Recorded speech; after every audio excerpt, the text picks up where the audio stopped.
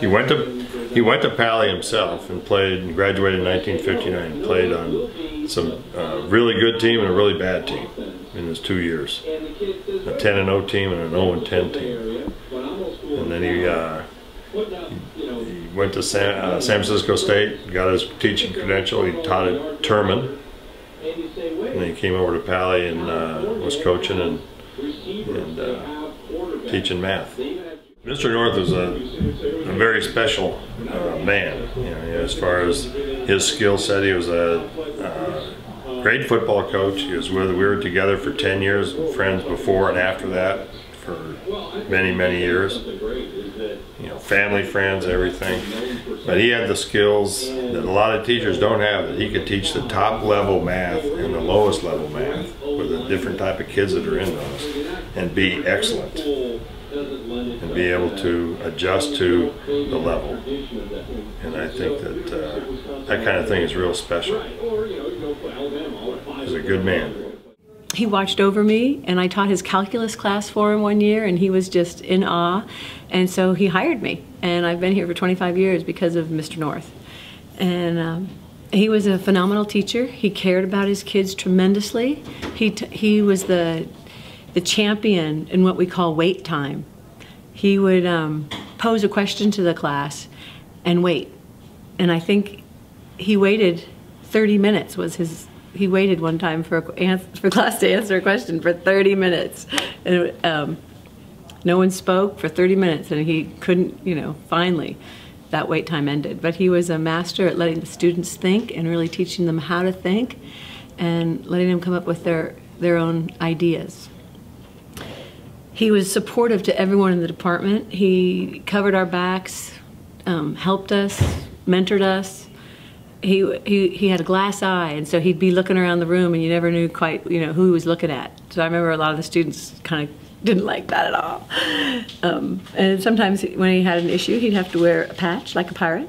And but he was just a trooper. He was a big, jolly old man, and wow, all of us that know him loved him, and we're all touched and saddened by the fact that he's passed.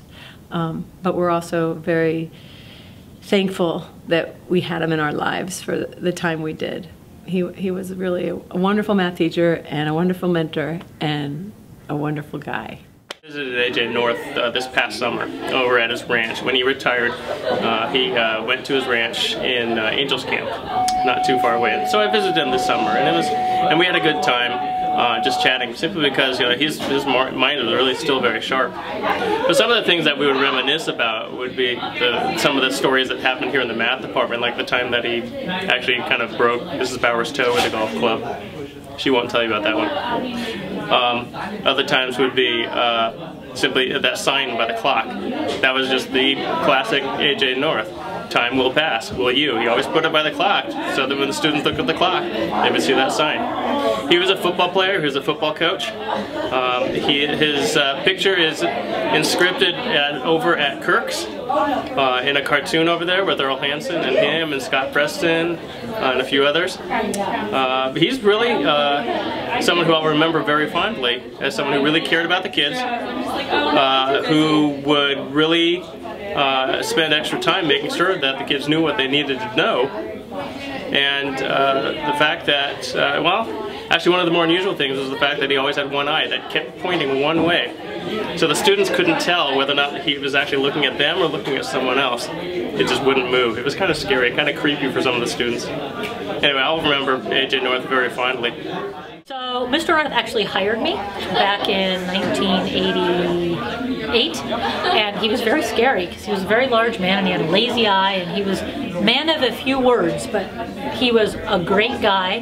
He loved math, he loved this department, and was a wonderful department head. One of my best memories of him is we used to joke around a lot, and he had this golf club. And he was sitting around and he was banging the golf club on the ground, and he was trying to do some joke with me and he missed it, and he hit my toe, and he broke my toe with that golf club. And everybody kind of has laughed forever about him breaking my toe with the golf club.